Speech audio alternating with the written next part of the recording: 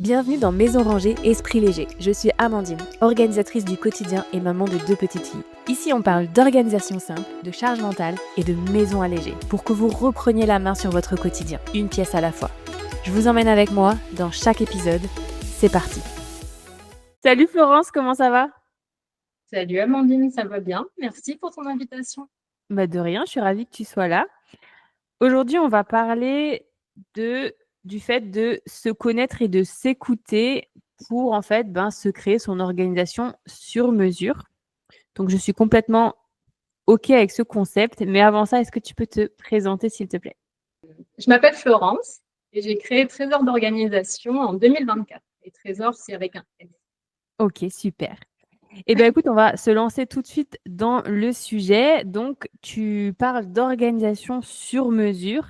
Alors, comment est-ce qu'on sait déjà si on a une organisation? Est-ce que on sait qu'elle est faite pour nous? Comment on sait que c'est la bonne? Alors, en général, si ça fonctionne pas du tout, on s'en rend très vite compte, hein. En gros, s'il y a du bazar partout, c'est qu'a priori, c'est pas la bonne organisation pour vous. Mais c'est pas si simple que ça. Parfois, on peut avoir une maison très bien rangée et malgré tout, c'est pas la bonne organisation. Il y a des organisations qui peuvent être très fonctionnelles, mais qui, malgré ça, épuisent les habitants, les stress, génèrent des tensions au sein de la famille. Et ça, c'est aussi le symptôme que l'organisation n'est pas adaptée aux besoins et aux habitudes des habitants. Ce que je vois souvent, c'est des femmes très organisées qui s'épuisent à maintenir leur organisation. Alors, la maison, pour moi, ça doit avant tout être un lieu de bien-être. Donc, je pense que les bonnes questions à se poser, pour savoir si votre organisation est adaptée, c'est est-ce que je me sens bien chez moi? Est-ce que je me sens libre d'être moi-même? Est-ce que mon intérieur me recharge ou est-ce qu'au contraire, il me vole un peu de mon énergie? Et surtout, gardez en tête que l'organisation, c'est pas fait pour en mettre plein la vue. C'est avant tout pour vous simplifier la vie et simplifier votre quotidien. Ouais, je suis d'accord. Et est-ce que toi, pour en arriver à cette conclusion, est-ce que toi, tu as eu une prise de conscience personnelle qui t'a fait te dire que finalement, l'organisation, faut vraiment l'adapter à soi? En vrai, j'en ai plein. J'en ai plein, mais je vais vous en raconter deux. Euh, je vais vous parler de mon pyjama. Alors, c'est un peu intime, mais c'est pas grave. Depuis que je suis toute petite, ou plutôt quand j'étais toute petite, je voyais dans les séries américaines à la télé ces enfants qui pliaient bien leur pyjama et qui le glissaient sous l'oreiller. Et du coup, j'étais persuadée pendant des années que c'est comme ça qu'il fallait faire, parce que c'est ce que j'avais vu. Et du coup, ça me mettait en échec parce que ça fonctionnait pas du tout chez moi, ça correspondait pas du tout à mes habitudes. Et le soir, quand j'allais me coucher, inévitablement, je retrouvais mon pyjama en boule au pied de mon lit. Et du coup, je me trouvais nulle. Et finalement, un jour, j'ai décidé de ne pas faire comme tout le monde, de ne pas faire comme j'avais cru qu'il fallait faire, de m'écouter. Et j'ai simplement acheté un panier. Alors j'avoue, c'est assez récent comme changement. Mais depuis, je vous assure que c'est un bonheur de retrouver mon pyjama en boule dans son panier tous les soirs. Et puis sinon, je vais partager un autre exemple aussi qui lui correspond plus au lieu d'usage de l'objet. C'est plus le cas maintenant, mais pendant longtemps, je m'occupais beaucoup de mes ongles et j'aimais bien faire ma manucure devant la télé, dans mon salon. Sauf que ma trousse à manucure, j'estimais qu'elle devait être rangée dans la salle de bain. Du coup, je la rangeais jamais à sa place, puisqu'elle restait systématiquement traînée dans le salon. Et en fait, il aura suffi que je m'écoute, que je prenne en compte mes habitudes, que je me dise, non, en fait, ma trousse à manucure, je l'utilise dans mon salon. Donc, je vais lui dédier une place officielle dans mon salon. Et du jour au lendemain, elle a arrêté de traîner. Tout ça pour vous dire que les habitudes, ça se décrète pas, ou en tout cas, ça se copie pas. C'est vraiment en fonction de chacun et en fonction de ses besoins. Et ça évolue dans le temps aussi. Parce que ma trousse à manucure, aujourd'hui, je ne fais plus ma manucure toutes les semaines. Elle est dans la salle de bain. elle est plus dans mon salon.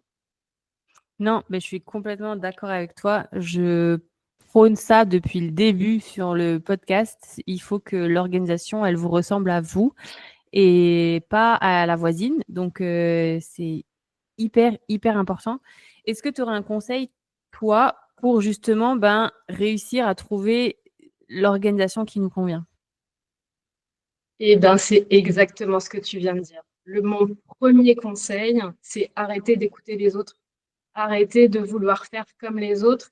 Ils sont toujours bien intentionnés. Il y a toujours quelqu'un qui va vous dire oh, mais si, tu devrais faire comme si. Moi, c'est ce que j'ai fait, que ça fonctionne trop bien. Oui, mais c'est pas parce que ça fonctionne chez la voisine que ça marchera bien chez vous. Donc, déjà, arrêtez d'écouter les autres. Ensuite, arrêtez de vous mettre la pression. Parce que ce qu'on voit sur Instagram, c'est pas la vraie vie, hein. Et là, pour le coup, je suis bien placée pour vous dire que chez votre voisine, c'est pareil que chez vous. C'est pas mieux. Et ensuite, mon troisième conseil, ça sera vraiment de vous écouter.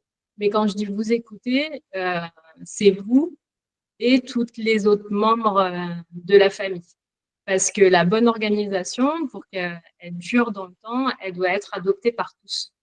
Sinon, forcément, c'est vous qui allez vous épuiser à la maintenir et les autres à la défaire et ça ne fonctionnera pas. Après, une fois qu'on a dit ça, très sincèrement, je suis vraiment persuadée que l'organisation intérieure, c'est un outil très puissant pour vraiment vous simplifier la vie et ramener l'harmonie dans la maison. Donc, ça vaut le coup de s'y intéresser et de vous poser les bonnes questions. Et pour trouver la bonne organisation, ou en tout cas celle qui vous convient à vous, il va vous falloir apprendre à vous connaître et vous accepter comme vous êtes. Il va falloir après tester. Tester, ça veut dire aussi accepter de se tromper et revoir, adapter, ajuster. C'est pas grave. On a le droit de ne pas y arriver du premier coup. Mais par contre, mon dernier conseil, ça sera vraiment de ne pas baisser les bras. Parce que c'est trop important. Votre maison, c'est votre allié du quotidien. Et l'organisation, ça s'apprend. On est toutes capables d'y arriver et vous êtes capables d'y arriver.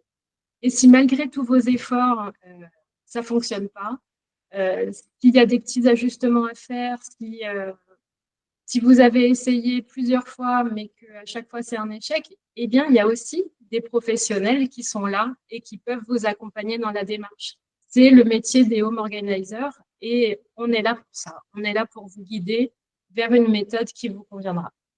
C'est clair. Et il faut se souvenir aussi que l'organisation, c'est aussi des cycles et que une organisation qui fonctionne très bien aujourd'hui, demain, elle fonctionnera plus pareil. Je veux dire, surtout encore plus quand on a des enfants, les enfants grandissent, donc forcément, il y a des choses à adapter, il y a des choses à changer et il faut, comme tu as dit, être à l'écoute de soi, mais être à l'écoute de la famille aussi pour pouvoir, je pense, faire évoluer les choses.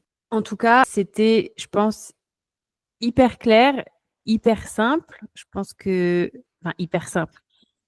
S'écouter, ça paraît hyper simple, ça peut être compliqué, mais ça a l'air très simple. Mais en tout cas, le tout, c'est de commencer et d'essayer de revoir les petites choses, je pense.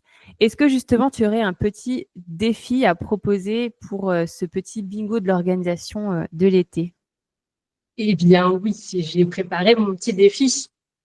Alors, du coup, en 10 minutes, vous allez devoir trouver un objet, ça va, c'est pas trop difficile, un objet que vous rangez jamais à sa place. Une fois que vous l'avez trouvé, vous allez vous demander pourquoi vous ne le rangez pas à sa place.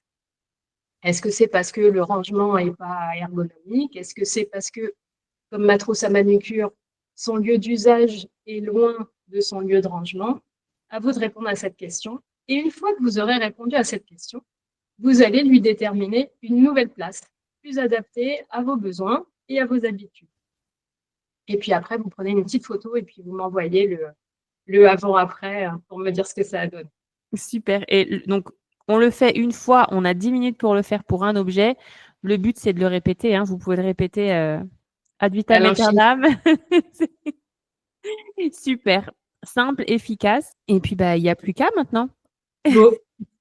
Est-ce que tu peux nous dire où est-ce qu'on peut te retrouver justement si tu veux qu'on t'envoie ces petits avant-après? Oui, carrément. Alors, pour la version officielle, j'ai un site, trésordorganisation.fr, trésor avec un S. Et puis sinon, je suis sur Instagram et sur Facebook. Je suis plutôt sur Instagram. Donc, si vous m'envoyez des photos, plutôt sur Instagram. Ça Et marche. je serais vraiment contente de les voir. Ouais, de toute façon, je mettrai comme d'hab tous les liens dans les notes de l'épisode et puis on pourra te retrouver facilement. En tout cas, encore une fois, merci beaucoup Florence d'avoir été là et puis bah, je te dis à bientôt. Merci, Amandine.